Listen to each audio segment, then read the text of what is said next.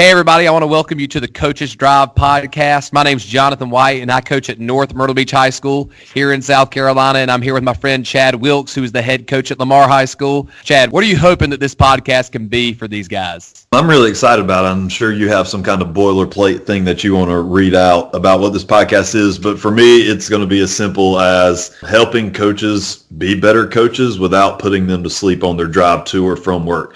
So we're going to talk a lot about football, and we'll talk about some scheme and things like that, but we're also going to hit really heavily on culture and the things that we think matter more than anything else. And I'll also hopefully have a lot of stories, because I know football coaches in the big network that we have, a lot of things we like to do is sit down and talk about players and games and things like that. So hopefully it'll be entertaining and make you a better coach all at the same time. It's hard to believe, but we got Kyle Richardson to be our first guest. That was a blast talking to him. If you don't know about Coach Richardson, he was the head coach at Northwestern High School in Rock Hill. He won 3 state championships there. He's at Clemson now, won 2 national championships there. He was an awesome guest to have. Chad, what's a couple of things you took away from our conversation with him? I think that he told a lot of really cool stories about having to play Clowney. He talked a little bit about what makes Trevor Lawrence so great, what makes the Clemson program so great, how they've gotten that thing turned around. And he also gave us some good tips on how to build a winning culture and things like that at the high school level too. Another thing I really liked was his 3 keys to advancing as a coach. Because as a young coach like myself and you, we want to make the best out of our careers. And I think Coach Richardson did a great job of showing us what are the steps to take to get to that next level as a coach. Because if anybody would know that, it'd be him, because he went from the high school level to the highest level in college as a national championship coach now at Clemson. But before we bring him on, I want to read a little bit of a bio about some of his accomplishments. He's had an 18-year football coaching career, 12 at the high school level and 7 in college. He's a 3-time state champion at Northwestern High School in Rock Hill, South Carolina. 2-time national champion at Clemson, 2013 Nike Coach of the Year, the 2014 Carolina Panthers Coach of the Year, 2015 South Carolina Coach of the Year. He was recently inducted into the York County Hall of Fame. He created and implemented an academic and character plan at Northwestern called Win Today. It gained national attention and recognition. He went all over the country speaking about it at teacher conferences, clinics, business conferences, and even at the Nike headquarters in Oregon. And right now he is a senior offensive assistant at Clemson going on his 4th year. So we're excited to bring on Kyle Richardson. Coach Richardson, thanks for coming on the show. Hey, thanks for having me. Great to be with y'all. Yes, sir. All right, Coach, we wanted to ask you, starting off with, why did you start coaching football? I know you played at South Point, right, in high school? Right. Yep. And it's a super successful place. What was the foundation and the reason that you started coaching football? Yeah, I went to a South Point High School in Belmont, North Carolina, a really small town. Still to this day, it's kind of that varsity blues type town. Everything shuts down, and it's all about South Point football. So growing up, what you wanted to do and be a part of, and then when you get out of it, like a lot of programs, same type of programs y'all been a part of, you miss it so much, and you're like, man, I got to have that feeling, and you miss that feeling in those Friday nights. And I went into college at Appalachian State thinking I was, wanting to be a lawyer, and went through that whole process and got a history degree and was on my way to law school. And I had 1 semester left of school, so I ended up student teaching. I had a minor in education, so I student taught, and I thought, I'll coach football while I'm student teaching. And I don't know if that was a mistake or not, because I caught the bug while I was coaching for that one time just to kind of kill some time during student teaching. And after that, I said, I'm not going to go to law school, and I'm going to go straight into coaching football, and I kind of changed my path. Luckily, I had that history degree, and I had a minor in education, so I was able to go straight into teaching and coaching straight from college, which was pretty good. So I just wanted to be a part of something that I'd always been a part of my whole life. Sports has always been what I did, and just ended up wanting to keep it going. Once I did that first round of coaching, I was like, this is what I want to do for my career. Chad, that's pretty crazy, because that's exactly what you did, isn't it? That is literally like my exact story. Last semester of college, I went to a football game on Friday night. I was going to go to law school. I'd only majored in history, everything, and I went to a football game after, because I played in college to begin with, and then I transferred to Clemson just to finish my degree up. And yeah, went to a Wade Hampton High School football game on a Friday night where Jonathan was student teaching, and I was like, golly, this is what I have to do. So it's crazy. This is exactly what my story was. So, Coach, I think everybody in South Carolina knows You were at Northwestern. You won 3 state championships there. And I remember I went to state and watched y'all play, and you just had a dominant performance. And I believe that was when y'all played Lexington. Y'all played Lexington in state? What year was that? 2015. And I remembered I was really impressed with what y'all did. And one of the big questions I think a lot of coaches have when you are so successful, what did you do to keep your players every year hungry? How did you keep your guys from saying, man, we're Northwestern. We're going to run to the state championship every year. Nobody's going to stop us. How do you play that game with your high school kids and keep them hungry every year? Yeah. We did a good job of, one, our culture that we had developed and just built there around this, I kind of installed it, Win Today program that we put in. And that really helped us because it really did keep their focus on what we were doing daily. And a lot of that had to do with off-the-field stuff when I created that Win Today program. But it also overlapped into the field and what we were doing successfully on the field.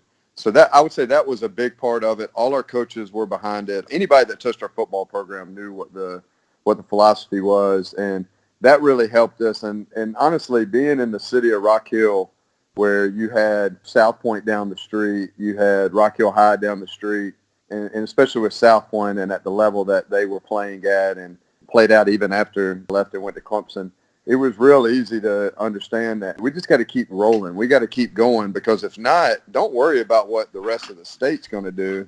You're going to get embarrassed in your own city 5 miles down the road. So it was really easy to keep them grounded and keep them going in the same direction that we needed to go into every year. But I will say this, we enjoyed the wins and we enjoyed the championships, but when that second semester started, all that stuff that we had just done, none of that was going to take us into the next year. Those touchdowns didn't count for the touchdowns that we scored in 2013. I think we scored 62 points in the state championship. And I remember point blank having my first team meeting January 2nd or 3rd and going, hey, everybody that scored those 62 points, none of y'all are in the room right now. So none of those 62 points get counted toward this year, or the sacks that we had with those guys. I mean, we had a great defense in 13, and you were constantly just turning the page to where, hey, those memories are great. We're going to celebrate that. I always told them, I said, hey, we're going to come back 10 years, 15, 20 years, and these are great memories, but we've got to go make more, and we've got to go take the next step. So that was kind of that win-today mentality, I'd say, was the biggest. And then just living in the city of Rock Hill with the teams around us that had the success, it was easy to keep us grounded. Now, for you, I've heard you talk out of clinic before, and you mentioned that you had no Fs. Can you talk about that some with your Win Today program, how that worked, like academically? Yeah, so I took the job in 2000, at the end of 2010 season, and for me, it was like, how can I leave the program better than I found it? Northwestern's the type of job you can retire at, and obviously Coach Wallace had done that before, and when I got into that job, when I left to go to Clemson, that's the longest place I'd ever been, was Rock Hill, since I graduated high school. I was there for 9 years. I thought I was going to retire at Northwestern, just like there was no other job in the state of South Carolina I wanted. I could go to other states, but I like living in South Carolina and being the area that I was in. I like coaching South Carolina high school football. So for me, I was in a place that I could have retired at, but I wanted to leave that. If I did leave, I wanted to make sure that I left that place better than I found it, which is very difficult because you're replacing a Hall of Fame coach who's got a 30-year career there, a ton of games, and he had won 3 state championships there, and played in a bunch of them. So it was like, how do I leave this place better? So for me, I do know in that city it can be tough at times. Like, there's a lot of great high school football players in that city, but you never hear of them because they either don't qualify to play high school football because of their academics, or they do play high school football, and then you go, hey, whatever happened to that guy? He didn't get to go play college football because of his grades. So for me, it was like, you know what? I'm going to bite this thing off the field and try to make it better within the schoolhouse and within our players. And at the end of the day, just give them opportunities, because not all kids want to go play college football. They have great high school football careers, and you talk to them, you go, hey, what do you want to do when you graduate high school? And a lot of them are like, hey, I want to go in the military. I want to go to technical school and learn a trade or whatever. And all that is positive. So for me, I thought as coaches, we get too caught up in the dream of, hey, I want to get as many college football players out there as I can get. Well, guess what? They all don't want to do that. So for me, it was like, how can I give every kid on my team an opportunity to succeed when there's no more Northwestern football? So that's kind of how I challenged with our Win Today program and with our academic plan was like, you know what? We're going to give these kids the opportunity to go do what they want when their high school career is over. And Northwestern football is going to be the carrot that we dangle to make that happen. So we put in an academic plan. That's a whole nother podcast. But at the end of the day, our kids really bought into it. Now, I can go, you know how it is at clinic talk. You go talk at clinic, you throw up the slide, and it's like, bam, there it is. Well, you know, like I know, there's a lot of work that went with that. There was a lot of headache that went with that.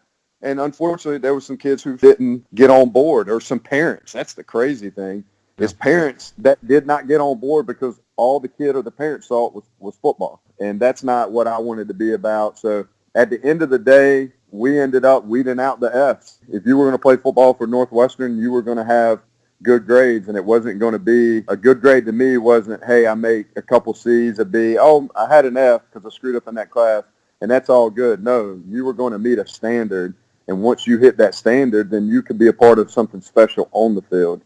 Yeah. But we wanted you to meet that standard off the field, too. That's awesome. Coach, you had a ton of success. So academically, that's amazing that you were able to accomplish that. But you also had a really high-powered offense. That's what you were known for. Your last season, I looked up, you averaged 47.6 points a game. That's in the 5A classification. That's the highest level in South Carolina. Why do you think your offensive scheme worked so well? What was the biggest factor in your offense being so successful when you were at outside of having unbelievable players? Right. I was about to say, well, you can score a lot of points when you got those cats. That's what I tell everybody all the time. I said, hey, at the end of the day, I'm not real. There's two things to that success, okay, and it all comes down to me not being real smart. All right, so the first part of it is I'm not real smart, so I had to have a very, very simple scheme. And then the second thing is I'm not real smart, so I had to have great players to execute a really simple scheme. So that's really what it came down to. But at the end of the day, we had some unbelievable players. But we all know as coaches, you can have these great players, but if you can't put them in the right position and put them in the right scheme to highlight their strengths and cover up their weaknesses, and that's what I always challenged our coaches to do. For me, I get too much credit for it. I brought the scheme. I was running that air raid style offense when I learned it from Coach Mummy years ago and was running at Southeastern Louisiana University. And then I brought it to the state, and there really wasn't. That was 2007. And when I brought it, you know, really the only spread team that was doing it at the high level was probably Burns. And Coach Bentley was doing a lot of great things, and he was kind of on his end of the deal of the state over there, and then we were kind of over here. And you got to remember, I can remember like yesterday, I walked into a school that won a state championship 2-0. You know, I mean, it's like, game. Yeah, I know. It's like you come in and say, we're going to do this offensive scheme and we're going to do it this way. And by the way, I need some players to do it too. It was like, well, wait a second. We play defense over here. So it was a hard change, not only for the players, but for the coaches. But I do think what helped everybody is because it was really simple. And I told them, I was like, look, this is going to be a simple offense that's going to take our guys to another level physically because they're not going to have to spend a lot of mental time figuring things out or slowing them down in how they play on the field. So we installed it. Everybody tends to forget, before there was Justin Worley, Mason Rudolph, Gage Maloney, there was a kid named Will King who was a 5'10" nobody, and all he did was go and break some records in 2007. He was my first quarterback I had in the system, and heck, we're a couple plays away from playing in the state championship in 2007, played Burns in the semis and got beat. But the philosophy always was, we're not going to be good at a bunch of stuff. We're going to be great at just a handful of things.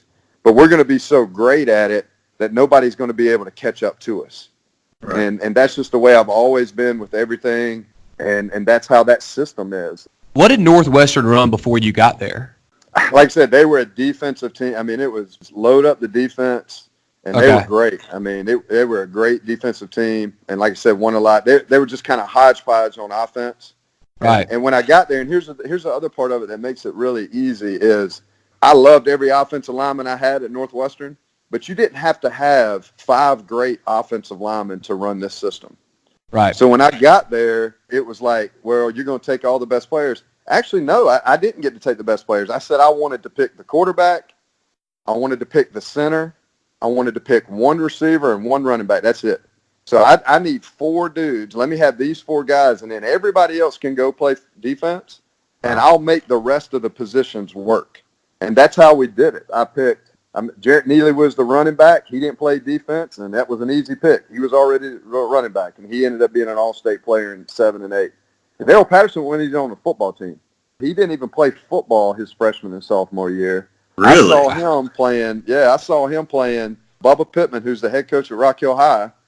He was on my staff then, my receivers coach, and we're down there watching second period PE class down on the football field, and I'm like, who is this dude, right? So, Patterson was an easy receiver pick because nobody knew who he was. I was like, oh, we'll take him. So he was a receiver pick, and then I got to have my center. Now, when you got Cordell Patterson, did you just tell the defensive coaches, guys, this guy hasn't played any, we going to take him and see what he can do. Covered him up, told him to stay home till about week 2. And then week 2, I was like, you're not going to believe this. This kid wants to play football. And by the way, he don't know what defense is, so we got him on offense. Let's throw with it. But for me, what makes it all go around is really the center, and that always shocks people when I say that. But I got to pick my center first, and I got to have a guy who can be in that shotgun snap, but also we can go under center, and he's got to be able to get us lined up right and do all those things. And the years that I was losing my center, not my quarterback, was the years I freaked out the most in the offseason. Like, oh my gosh, how are we going to replace this dude? I believe you. I've been ripped for bad snaps as an offensive line coach more than anything. Then it's contagious. Then you put the second string guy in. He gets nervous. He starts doing it. Then you throw your tackle in there. Come on, man. Come through for me. He can't do it either. I know. It's funny. Like the long snapper and the center, you never say anything about them until they snap the ball bad. And then all of a sudden, it's just their names, their numbers. And you want to fire them. That's the best part. You want to fire them. Well, guess what? The guy behind them, there's a reason why he's behind them. He's not a great snapper, okay? That's right. I'm very guilty of that one. As soon as snaps start going, I lose it on everybody. Hey, I know exactly what you say. You say, get somebody in there that can do it. Well, he ain't in there because he can't do it. You gotta love the talk on the sidelines from coaches. I mean, come on. I love that part.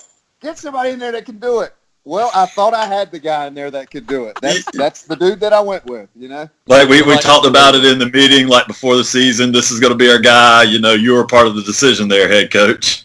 Yeah, I want to be like, did you not see the second team? The second team guy's been snapping this week.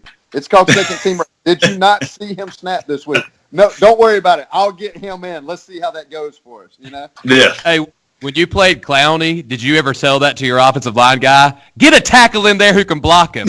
Coach, no. He's not as good, and he doesn't know the plays. I coached against Clowney we played against Clowney 5 times. So this is a true story. So 2010, we're playing them opening up. So this will be the 5th time. And the bbest part of this is that was the first year we played in 2 different classifications. So I knew that I only got to go one more time again. I mean, I threw a party. I was like, one more time. It's the 5th time. I won't have to face him in the playoffs. I'll never have to see this dude again, right? And we got the whole summer. This is the best part. It's the opening game of the season, ESPN. You got Worley on one side at quarterback. Clowney's all world and everything. We get the whole summer to think about that. Our kids get the whole summer to go, oh, great, our opening games against Clowney. Yeah, let's get really fired up for this workout. We get to face Clowney. I don't think I had any tackles show up that entire summer, like for real. I'm showing up week 2, okay?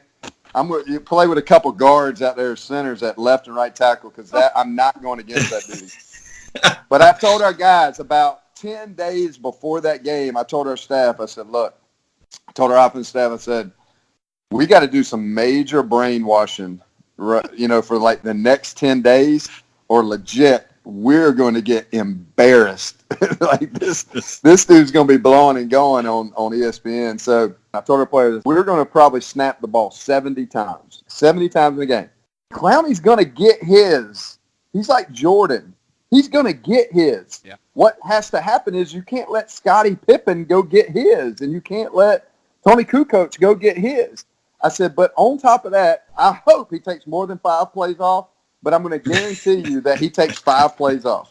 And you don't know what 5 plays they are, but if we get him 5 times and he gets us 65 times, here's the difference. His 65 times is 0 points. Our 5 times is 35 points. Yeah. And I just kept beating that in their head. If you get him 5 times, it's 35 points. They don't even know who we're playing because we never said South Point. We just kept saying Clowney. Hey, if we get him 5 times, if Clowney does this 5 times. So long story short, we get into the game. We are getting smoked. Before the Michigan hit, there was the Northwestern hit that was identical to that hit. 4th and inches in the first half. The idiot offensive coordinator for Northwestern goes under center and puts a fullback in the game. That's how smart he is, right? So Clowney goes from defensive end, so he sees that formation, and he just on his own lines up over top of the center and blows it up. I'm not kidding you. The Michigan coach comes and recruits like 3 years later when the Michigan hit happened. He comes. People forget this. When Clowney went through signing day and all that, right? Remember, he went a week later.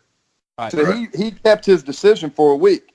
So he's by himself on ESPN on all the different shows and all that by himself a week after signing day, and the only hit they kept showing was the Northwestern hit. I saw that. It was That's unbelievable. all they kept showing. They didn't even show anything else, and I kept saying every time they'd show that hit and somebody would make a smart aleck comment to me, I go, yeah, by the way, we won that game. Yeah, I don't know if you know, but we won that game. So the Michigan coach, assistant coach, like 3 years later, comes to the place to recruit. I don't know who, Mason maybe. As soon as he sat down, I said, hey, I want to thank you, and I want you to send our thanks back to all the staff. And he's like, what are you talking about? I was like, well, I just want to thank y'all for allowing Clowney to have that hit on y'all because then it took us off the Sports Center reel because all they played was our hit. And I showed him the hit. He's like, oh, my gosh, there's another one. I said, oh, yeah, we were the first. We were the first. But to get off, I got off topic there, but we scored with 4 minutes and 53 seconds left in the third quarter. Worley throws 5 touchdown passes in 4 minutes and 53 seconds, scores 35 points, and we win by like 17 points or something. So after the game, our kids are looking at the offensive staff like we're the smartest people that's ever walked. It's like, hey, coach, you taught us 5 times, 5 times, 35 points. So it all worked out for that game, but you just had to hope, and we did in that game. You just had to hope that one play he got frustrated or one play he took a play off because he made all the plays. You just had to hope that you can make a play on that play because there was no stopping him. I mean, it didn't matter where he lined. Heck, he played running back against us 2009. It was like, really? Are you kidding me right now? And how are you going to tackle him? And then they turn around and they go and play 3A with him at running back. And I saw some of the 3A games with him at running back, and it was like something off a TV show. I mean, it was just like, this dude is freaking huge. He's still to this day the only player to ever score a perfect, like he's the perfect recruit. He's the only recruit to ever be the perfect recruit. So on those rivals and max preps and all that, he's a perfect 1,000. I think Trevor Lawrence is the second highest rated recruit besides Clowney, and Trevor's like a 99.9. I don't even know how that stuff works. But the dude's 1,000. You couldn't go higher than 1,000, I mean, it's just amazing. He's a great player. Well, you mentioned Trevor there. I wanted to ask you, too, it's something that always sort of interests me. I hear people talking even in the NFL. They talk to certain coaches and people who've coached great players. How soon did you realize that? I mean, I know obviously Trevor Lawrence was a great recruit and all that stuff, but how soon did you realize, like, this dude is the real deal, like he's going to be the guy? Was it like the first practice? Did it take a little bit for him to grow? Or was it just like from the very first time you saw him throw, like this guy can just flat out do it? For me, with those type of guys, obviously the physical talent is what it is.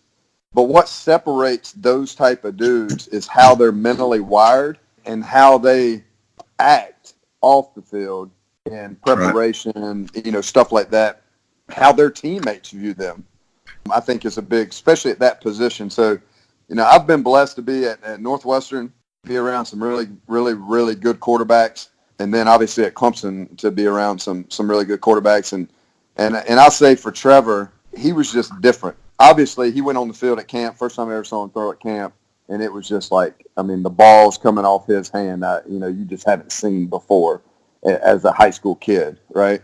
But when he came in and just the way we recruit him, he's the number one recruit in the country, and you would never have known it with him.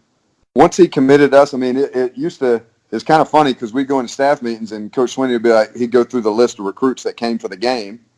And usually the kids that are committed, they find their way to either through a coach or whatever. They find their way to Coach Swinney to say hello, and everybody just kind of check in and everything's all good. Because you really have to babysit these kids after they commit because you got to get it to signing day, right?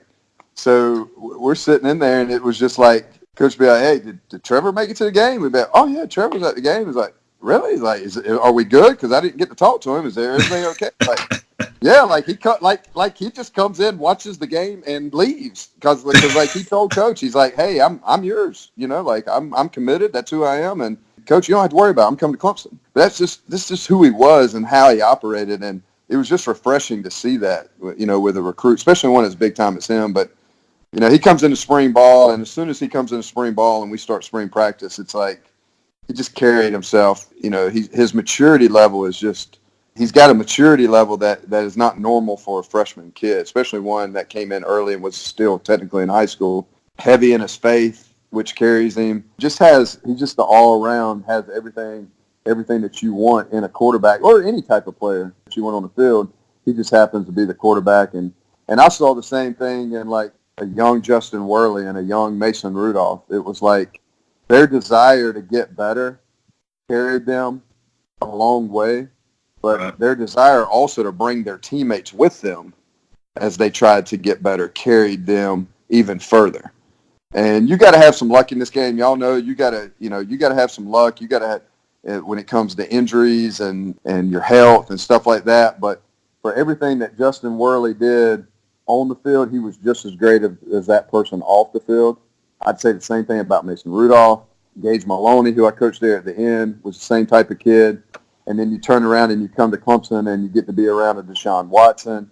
I mean, heck, Deshaun's backup, Nick Schufler, could go on and started at a bunch of places in the country, and you don't even know that. And again, the relationship they had together as the number one and number two quarterback carried Deshaun far. And it also carried Nick along with him. And then you see the exact same thing now with Trevor and Chase Bryce. And that's what's cool about, I don't know, that quarterback room when you're in it. It's just different. Now, I don't care what level you're at, high school, college, NFL.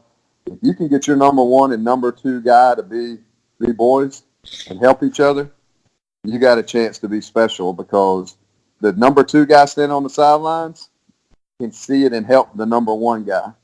Right. But sometime during the season, guess what? You're going to need that number two guy. You're going to have to play. You're going to do something. Yep. You know what I mean?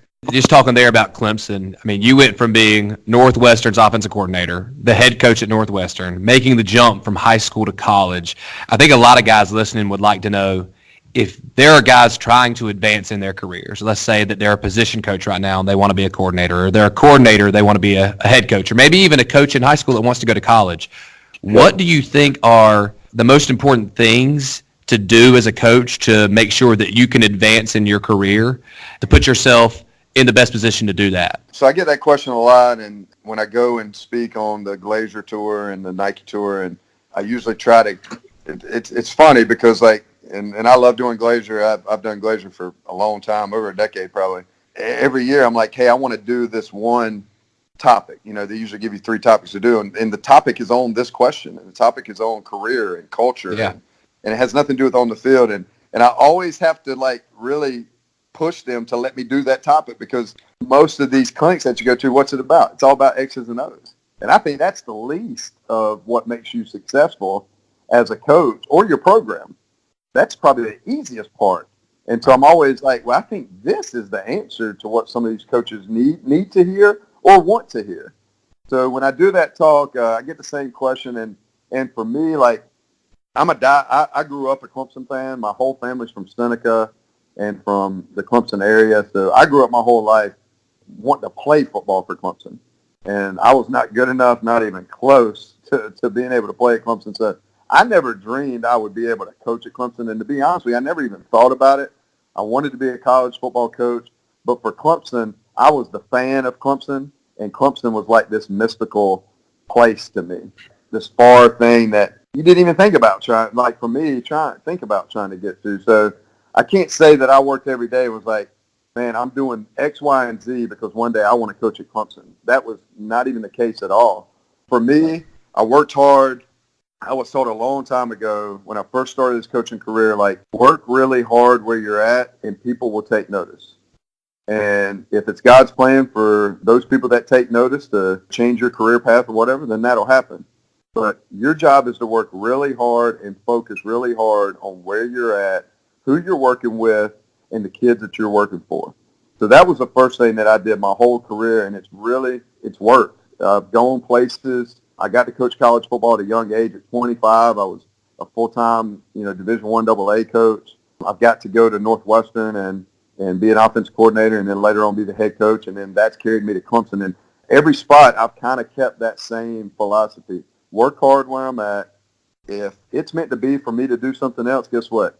My hard work here is going to make a difference, and somebody's going to pay attention to that, and then God's plan is going to take it from there. But I'd say that's a big one because I see way too many times, even today, especially since I've kind of transitioned over to Clemson, it's like, I got people that would never reach out to me, talk to me, or I don't know, reach out to me, and the only reason they're reaching out to me is because they think I can help them get a job at Clemson or help them get a job, and I'm like, well, are you working just as hard at trying to make a connection and a network with me at your job right now? Are you working just as hard and connected with your head coach, your kids that are there, as you're working and trying to get Coach Sweeney to see you, so you can start that network or whatever? And that's important. The network is important. But that kind of leads me into number 2. You got to network, but you got to network with your main focus being your current job. So for me, I wanted to get back into college one day, but the longer I stayed at Northwestern, the more I was like, man, this is where I want to be and I want to retire. And I don't want to go to college. I don't want to go back to college, which was a change for me because I didn't think that would be the case. But I also go, you never know. So I do need to keep my network intact or kind of keep growing my network. So for me, I wanted to go to, if I went to the University of South Carolina to their coaching clinic, or I just wanted to go down there and meet up with a coach and talk ball. That was great. I would go there with my main focus being what? Get better as a football coach, bring something back to Northwestern that I can use to make our program better and our kids better. And before I leave, you know what? Grow your network, because that's right. Not bad either. Yeah. But it wasn't, hey, I'm going to go there and everything was going to be about relationship, grow. And by the way, what do you do on 4th down and 1? Okay, that's good. Write it down for me real quick. I just think coaches need to flip that priority. You know what I mean? Like, continue to grow your network, but grow you and your program first and your network second. So I would say that's the second. And then the third thing, and I know it's kind of a long answer, but the third thing is I think you need to be something more than X's and O's. I personally know I did not get noticed by Coach Sweeney because of state championships and the offense that I was rolling out at Northwestern. All that stuff was great, and all that stuff was maybe help, but for him, what he's told me is you were different. Your win today was different. What you were trying to do with kids were different. And then all that other stuff, that other success was great too. But for me, I did not know that something off the field would catch wildfire like it did and help our kids. I definitely did not create that or put that together to help my career, as in like going to Clemson. Does that make sense? Right. But at the end of the day, I had something to offer Clemson. They don't need my X's and O's. They don't need my offensive philosophy. They already have that. They're already rolling with that. I offered Dabo Swinney, I offered Clemson football something different than just, hey, this dude's a great on-the-field coach. And again, I'm not saying that to toot my horn. I'm just saying that's what got me to Clemson. And that's what I've heard Coach Sweeney say in regards to, he created my position and the position on defense, senior offensive assistant, senior defensive assistant. He created those positions. He could have hired anybody that he wanted to that had way better schemes, but there was something that was different about me and Mickey that allowed us to get these two newly created positions. at Clemson and be a part of this ride that we've been a part of, and it has nothing to do with X's and O's. So I think you got to work hard where you're at, and don't worry about who's paying attention. Work hard for the people you're with. Work hard for the kids that you got. Network, but network with your job is number one. And then the third thing is make sure that you got something different to offer than just being an X and O guy, because those things change. But who you are and what you can bring to the table, you got something besides X's and O's, that's different. And in today's society, let's just be honest, no matter what job it is in today's society, you got to be different. And you got to be able to bring something to the table that's just not the norm. Chad, you're sitting there going, somebody at Lamar said, I want you to be the next head coach at Lamar. Well, there had to be something besides just football. Now, that helps, and that's the carrot. But there's something else behind that says this guy's the guy that we need to take us into the next 5 years, 10 years, 15 years, whatever.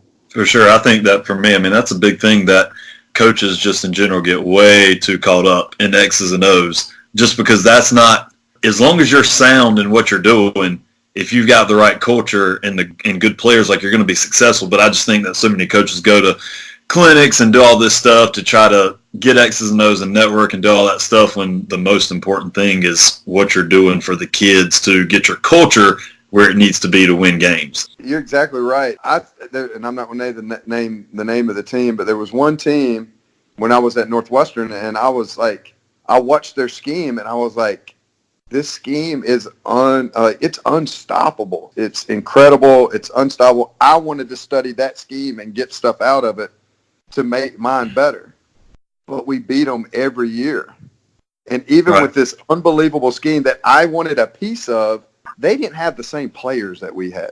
I mean, at the end of the day, our players were just flat out better than their players, and their scheme could not overcome that. So, again, you're right. Scheme is scheme. At the end of the day, it can be defeated just with better players. You can have one better dude in the field, and that scheme doesn't matter. And that's why I was lucky at Northwestern, because I think we had a good scheme, but we had great players to execute a good scheme. I can't say that my career is the same, and people are sitting here talking about offensive accolades if I was somewhere else running the exact same scheme. And on the flip side of that, too, I think that you've got a lot of teams that do have good players and maybe even have a good enough scheme, but they don't get the players. They've got a lot of talent. They've got a lot of athletes, but they don't have the discipline, or they don't have the unity or whatever to get everybody going in the right direction. And so you have and I think that South Carolina is probably a state where you have a lot of that, because we do there's not too many places that doesn't have athletes in the state. But you get a lot of places that, just from a culture standpoint, it might even be in the school building, where the kids they're not where they need to be from a culture standpoint to go out Friday night and win. And so you get that on the other side too, even if you do have good athlete. That's right.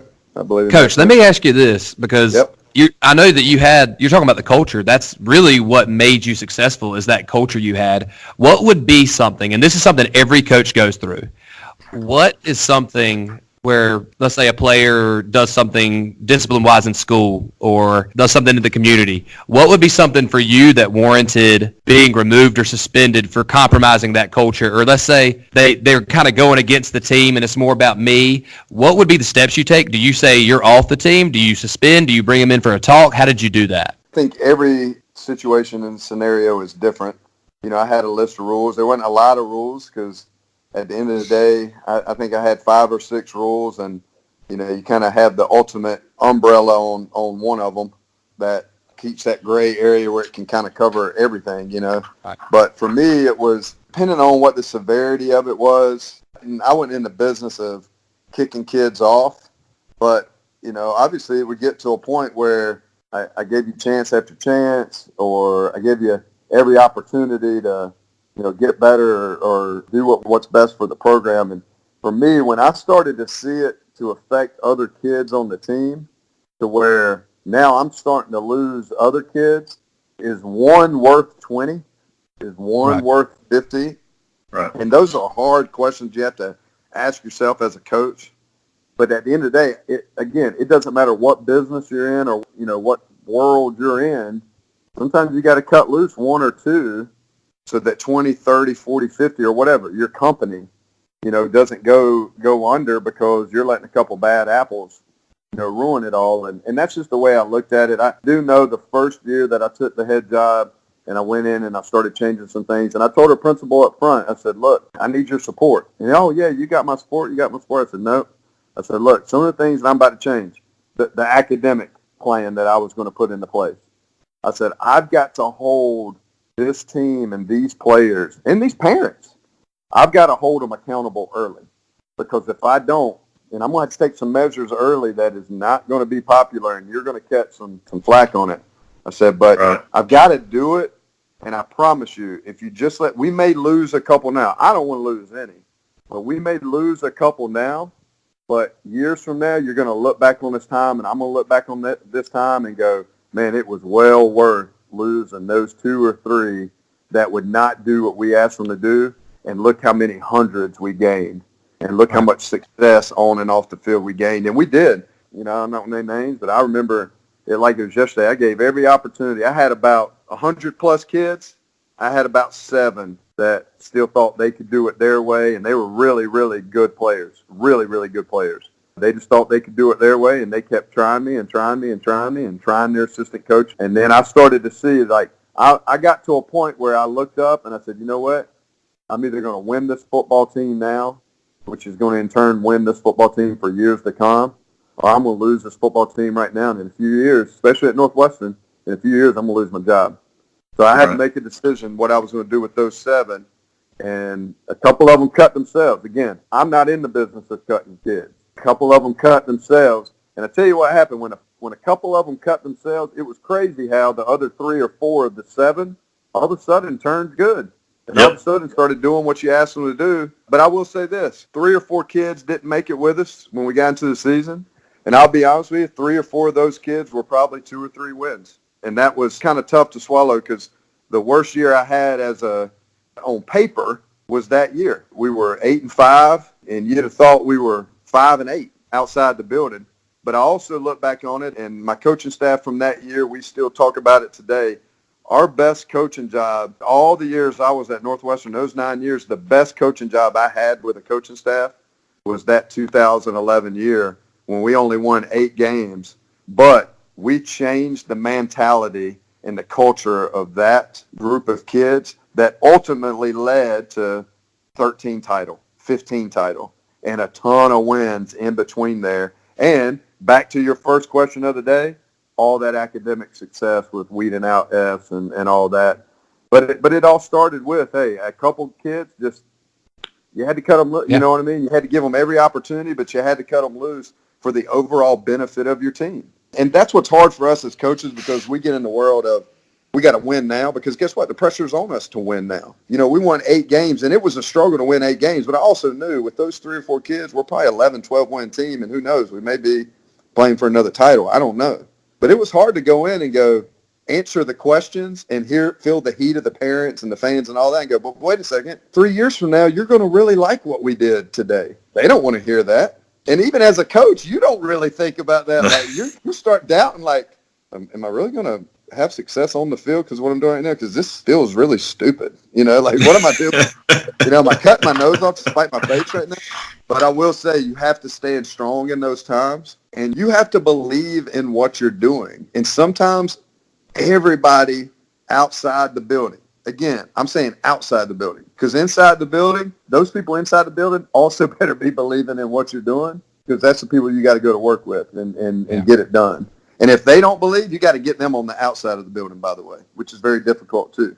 And I'm talking coaches. And that's where I look at Coach Sweeney and I'm like, Coach Sweeney is a great football coach and a great man, and he is great at making people believe, but he's also great at not listening to the noise outside the building.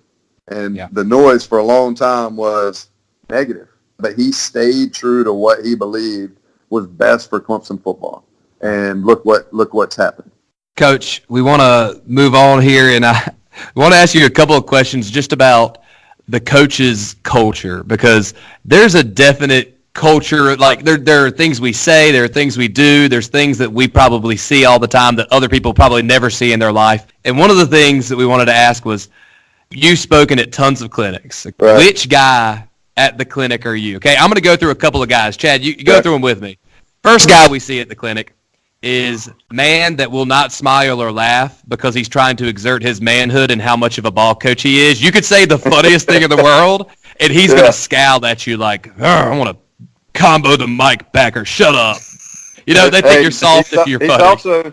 He's also the guy it's snowing outside and he's got shorts on. You know, yelling at everybody else. Shorts on and he's showing his manhood through that too.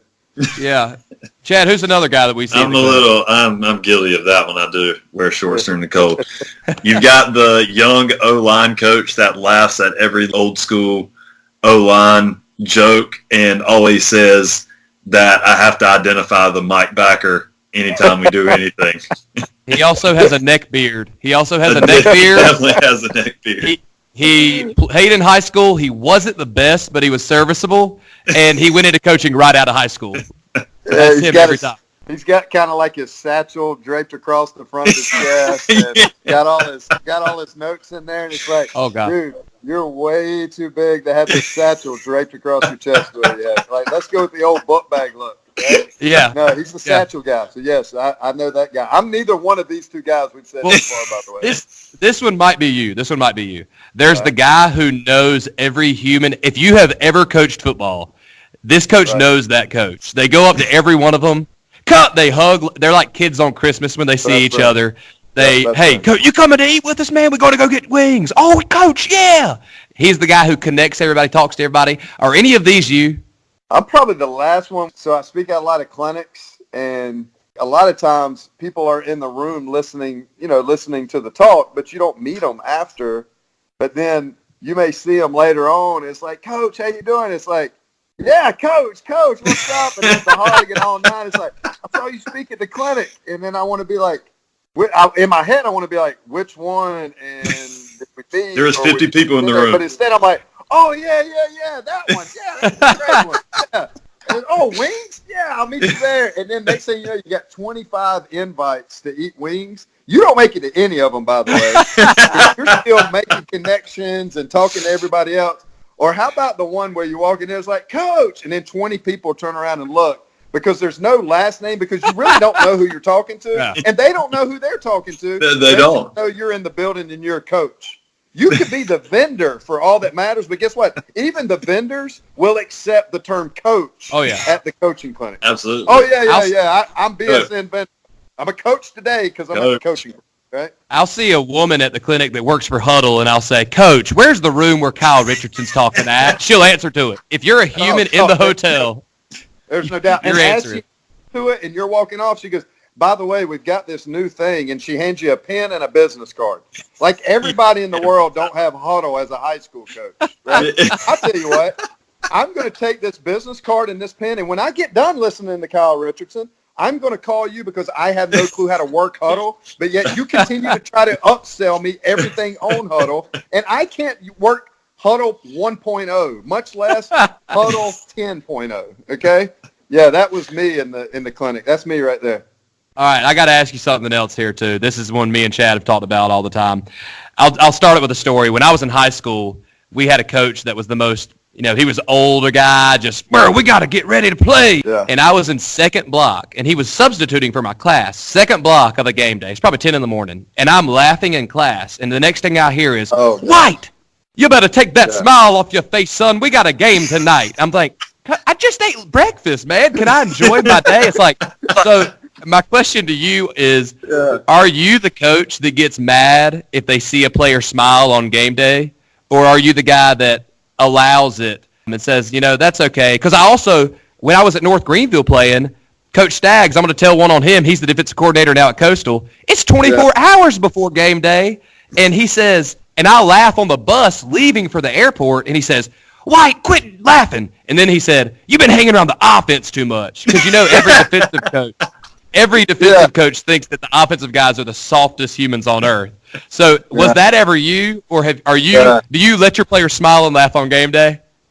Yeah, so that was kind of one of those difficult moments because I took over for a staff that had been with Coach Wallace for like forever. Oh my gosh. And I know he's old school. Oh, Coach Wallace was like, Wednesday, like you're at Wednesday practice and you thought you were getting ready to play the game that night. And it's like, whoa, wait a second. We're not kicking off yet, are we? So it was tough for me because I would tell our coaches, like, they would get so mad because the exact scenario that you just said, you know, it's 8 o'clock in the morning and Johnny's getting off the bus, you know, and he's walking with his, this is the best one. You're walking with your girlfriend at 8 o'clock in the morning getting off the bus. Johnny, man, Johnny's out there with Jane. You know, he's going to play golf tonight. He ain't going to play no good. Him and Jane got off the bus. You know, they were probably holding hands on the bus.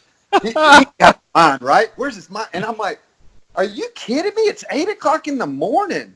We're not playing until 8 o'clock tonight, right? Do you really think that Johnny's going in first block, second block, and third block, dead silent, game face on, and I would have to fight with our assistant coaches, like, leave these dudes alone. Let them be kids, right? I'll tell you what, a couple hours before kickoff, like, I don't know, when fourth block ends and the school day's over, then we'll start this process. Right. But y'all are ridiculous. So then I used to tell them, I said, all right, I'm going to start treating y'all the same way that y'all treat the kids. I said, so when y'all walk on school campus, y'all playing the game as minute as you get on campus. And I'd see them, and I'd be like, why are you in the hall laughing, cutting up?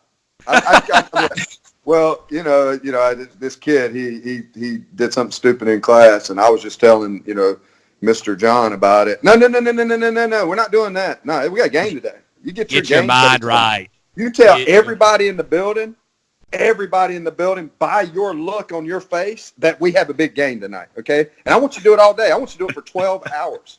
I got a better one for you. Ready? Thursday night JV. Oh, this one used to kill me. No. Thursday night JV, I'd be in the JV game, coaching the JV kids, and I'd have coaches come up to me and go, man, Johnny's up there in the stands acting a fool. You know, he ain't be ready to play tomorrow. And I'd be like, what? And I'd turn around and, like, Johnny would be having a tub of popcorn listening to a joke that Jack was telling, right? And they'd all be laughing and cutting up like true kids, great kids, right? And I'd be like, are you kidding me? We don't even play till tomorrow night. Yep, but you know what they say? Thursday night TV. You should be watching this game, looking at the looks. Hey, get better watching these guys. Yeah. You watch your position. Tomorrow night. Heck, watch your position. I'm just glad they're at the game and I can see them. You know, that like they're not out doing something stupid. And I can see them. Or the best part, it's halftime, and that same coach is walking up there sweeping them out of the stand. All right, you boys get home. Y'all need to go to bed. You got to get a good night's rest for tomorrow night's game. Y'all get out of here. Get out of here. This JV game's too late. I'm like, yeah, they're legit going home right now and going to sleep. That's exactly what they're doing. They're going to go to sleep. Like as soon getting in the car, and they are going straight to bed. They're all going to play Fortnite. It was these old school coaches that drove me. It wasn't the kids. It was these old school coaches that drove me crazy, monitoring everything that you just said. From Thursday night all the way to, hey, how about Thursday's practice? Thursday's practice had to be like a game, right?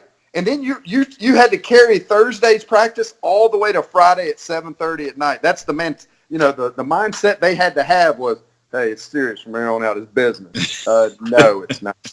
That's hilarious. It's not like that in college. It's not. That's what I kept trying to tell these guys, like, and they would not listen. I was like, they don't do this in college. Like, we get on the plane. I mean, we're not like partying, but we're just normal. And then, heck, Friday night we go to a movie, and we may go see Dumb and Dumber. You know, it's like whatever. And then Saturday when they wake up, you know, it's time to go. Yeah, so, anyway. It's less like that. Like, obviously, John and I played for the same high school coaches. Like, it was much more relaxed in college on game day than it was in high school. Like, we couldn't, our coaches took. Oh, my gosh. My high school coach was old school. Like, love him to death. But he was old school. It was like a scene out of, he was like high school coach off Dazed and Confused. It was like a scene out of that movie. I mean, it was like, you woke up and you're like, oh, man, all I'm going to do today is stay away from Coach Tate. Because Coach Tate, if he sees me with a smile, I won't play tonight. Because he'll think I'm not ready to go. I just won't play. I won't get any snaps tonight. Our coaches took the mirrors out of our locker rooms because kids were like looking in them to like put their wristbands on or something an hour before the game. Yeah, and they literally took the mirrors out. Like everybody had to go to the JV locker room to get a mirror because there was one mirror in the JV locker room, and everybody would just flock to that one mirror. Well, I'll tell you what I did stop, and I guess I ended up being an old school guy. I got sick of, like, everybody dressing like a clown, right? Like, here's our uniform, and then next thing you know, you got 15 different pairs of socks on. They're different colors. I care about socks. I care about socks. I finally got sick of that, so I told one of our student managers, I said, here's what I need. It's like my second year as head coach. I said, here's what I need this offseason. You got one job. He said, what's that? I said, go find me a mannequin. I don't care how you get it. Well, don't steal it, but I don't care how you get it, but get a mannequin in this room, in the equipment room. So he goes and gets a mannequin. He's like, what are you going to do with the mannequin? I said, well, every Friday we meet in this room after they get dressed. I said, because we have to drive to our stadium because it's downtown. I said, they're going to pass. First of all, this mannequin is going to be dressed exactly the way that they're supposed to be dressed tonight. And if it's not on the mannequin, it's not on them. And if it's on them, they're not getting on the bus and going to the game. I said, so we named the mannequin Troy Trojan. So we'd say, hey, Troy Trojan's dressed. You better be dressed like Troy Trojan. And I can't tell you how many times I'd walk in to give my everything, we're good, we're getting on the bus and going to the game. And Troy the Trojan would be standing beside me. And I'd look up and say, Johnny, you're not dressed like Troy. You got a minute to get dressed like Troy. You're not getting on the bus. Not take you on the bus if you didn't look like Troy the Trojan. I got sick of all that. So I guess I ended up being old school when it came to that. Yeah, I don't mind wristbands and stuff, but socks, that's one thing. Everybody's got to have the same color socks or I'll go crazy. Yeah, that was me too. One more thing before you leave. I heard you talk here recently about possibly changing the location of the state championship game. I played in 2 state championships as a player, and hopefully I hadn't got to coaching one. I've been around away, but hopefully I'll get to coaching one day. Just talk real quick before you go. Just talk us through some of that, what y'all are thinking about trying to do with that. You know, for me, I'm not really in that world of my job. Wasn't really a part of what we were doing with the high school state championships, but some people at Clemson that are in that world and kind of trying to make the move or have been a part of that when the game has been at Clemson approached me and was like, hey, what was your experiences like as the coach? You know, I had the opportunity to coach in it 6 times, and I just was like, well, you know, here's kind of my experiences of the 6 times I was in it. Here's the experiences of the 3 times that we won it. Because even after you win it, there's a different experience to it. And long story short, when we started kind of putting that stuff together, and I just started getting my feedback, I said, look, what y'all want to do is great, but the dynamic of how the high school league is kind of set up, you're kind of approaching it wrong. And so I kind of helped them with that and how they could get in and meet with the executive committee and talk to Jerome and some of those things, and then be able to get some feedback from coaches like yourself and ADs and stuff like that. So for me, it was just about improving the overall experience for high school players, high school fans, and everyone that's involved in it, and also giving the high school programs the opportunity to see more college campuses and stadiums than just South Carolina. The 6 times I was in it, 5 of them were at South Carolina, and 1 of them was at Clemson. And again, I'm not saying this because I'm a Clemson football coach, because I'm a South Carolina high school football coach. That's who I am.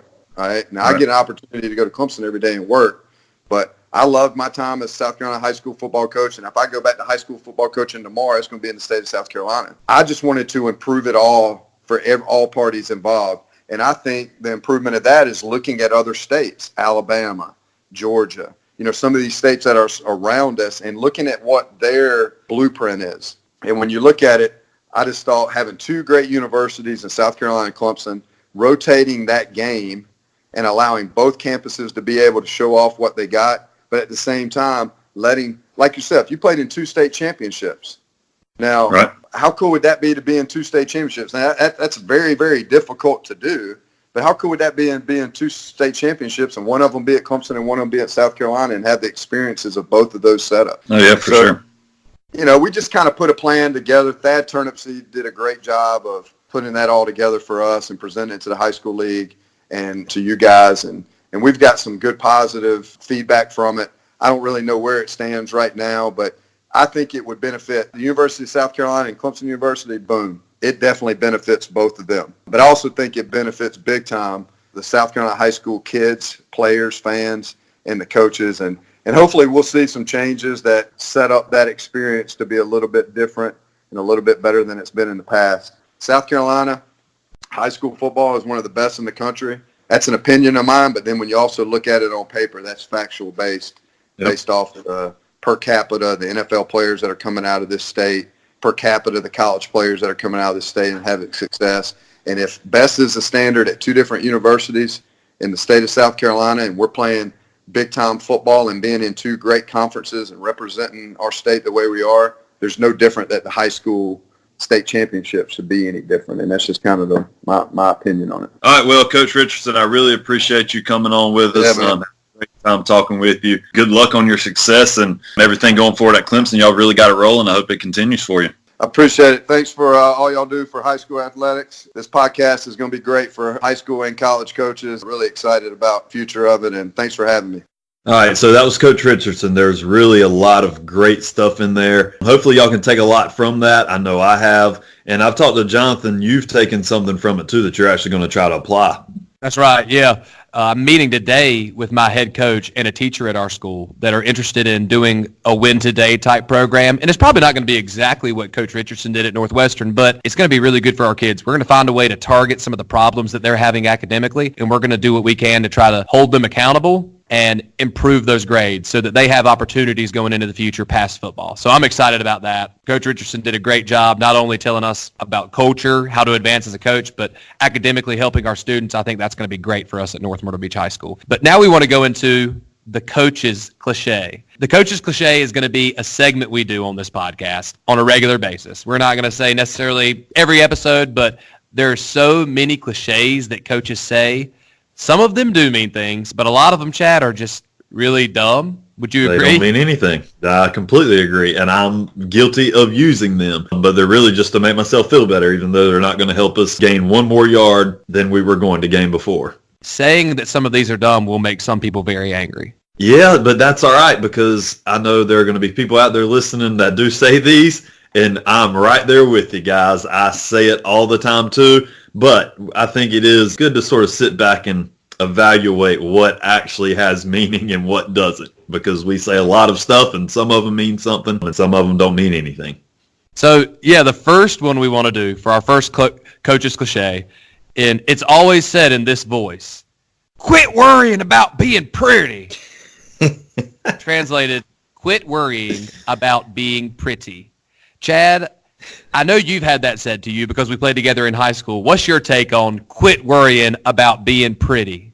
So this was always my question as a player. I played a lot of offense and ran the ball a lot. I would tell my old school coaches, they would be mad because I wanted to have a wristband like somewhere on my arm or a sleeve somewhere on my arm. And I would always just think to myself, all right, so really, coach, is this going to keep me from rushing for as many yards as I was going to rush for? Am I only going to rush for like 60 now instead of 90 because I wanted to have this wristband on and I stopped and looked at in the mirror? I would answer that with no, personally. All right, now, I'm going to ask you this because during the podcast with Coach Richardson, when we were talking to him, you did say that it bothers you when players don't wear the same color socks. Why? They're not going to run for less yards. It does not matter for their playing ability. If they feel better wearing one lime green and one pink sock, why do you care if it doesn't change the way they play? Because I don't want to get fired. I'm not going to get fired for somebody having a wristband somewhere and like taking 30 seconds to get the wristbands on. I might get fired if Lamar High School walks out there with our silver and black and some dude has a lime green sock and a polka dot sock with Santa Clauses on it. Throw that one out. What about silver socks? Another guy has on black socks, and then another guy has on white socks. Why does that matter? All team colors. They need to look the same. That's exactly what the old school guys would say, though, when you say you want to look pretty. They need to say you don't need to look pretty. Take those gloves off, get your hands down in the dirt, and get some mud on them. It's about team unity. If everybody looks the same, keeps it together, you've got the kids who care about different things, everybody's all together, and it makes me feel better. That's what we talked about beforehand. A lot of this stuff is just to make me feel better. I know it's not going to actually help anybody win or lose, but it makes me feel better when I go out there and I see us all looking the same, and I'm the boss, so I get to have it how I want it. So you're owning the fact that it does not make a difference, but it makes you feel better. With the sock thing, I'm completely owning it. But with the other stuff, because I was the same way, like, why should a player not be able to wear a towel where he wants it? Why is that bad? Why do old school coaches think that that's bad? That is the same thing as what you're saying. School? That's the same thing as what you're saying. Yes, it is. is. It's not. It isn't. It's not, because to me, a sock is part of a uniform. That would be the equivalent of having a completely different colored jersey on. Different colored jersey? A sock is a part of the uniform. So your pants should all be the same, right? Your jersey should all be the same. Your socks should all be the same. Your helmet should all be the same. But everything outside of that, that's where the personal customization comes in, and you can try to look like Antonio Brown. That makes sense to me. Does that make sense to you? I do think that there's a lot of similarities between what you're saying about not wanting guys to wear different colored socks. And I get like crazy stuff, but black and white. If one wears black socks, one wears white socks. I think there's a lot of similarity between that and a coach telling you when you were in high school not to wear wristbands. I do wonder, though, how did it become feminine or you were trying to be pretty by wearing an Under Armour wristband? Like, when did that? I've never seen a female in my life walking down the street trying to be attractive wearing Nike wristbands or Under Armour wristbands or any of those things. How did that become pretty? Well, I don't know. I think tying it all back into what some of the stuff Kyle Richardson was saying, it's just the old school thing of if you are doing anything other than thinking about the football game, starting on, I don't know when the starting time should be, Wednesday afternoon at 4:35 and 36 seconds. Like, I'm not sure where that cutoff is, but doing anything other than thinking about the football game is bad to old school coaches, I guess. And yeah, and I think that, like, looking in the mirror for 15 seconds, that's 15 seconds that you ain't thinking about what you got to do. What does that mean? Thinking about what you got to do? So you want what does that mean? Does that mean you're supposed to have a script? You're supposed to have the script in your head as a 15-year-old player. You're supposed to have the first 12 plays and just on a running loop.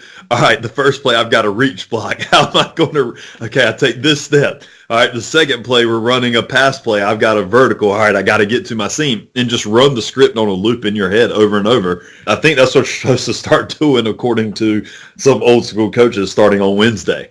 And if you have wristbands on, you will not be able to think in that way. If you are trying to look pretty, which, I mean, O-linemen typically don't do that stuff as much. O-linemen, it does annoy me when an offensive lineman does that. I'm like, dude, you're an offensive lineman. Like, accept who you are and don't try to be. See, why are you trying to put them in a box? Because they're hard-nosed. What if he's right? So why does him having wristbands on mean he's not hard-nosed now? Have you ever seen an NFL offensive lineman that has like 30 wristbands on his arms and a visor and cool gloves? Like, they're the guys that just go to work. Tony Hugo, tackle for the Colts out of Arkansas back in the day. He was a high draft pick and ended up being terrible. But he looked cool. He had the dark visor and everything. I rarely see it. I just feel like offensive linemen should just accept it.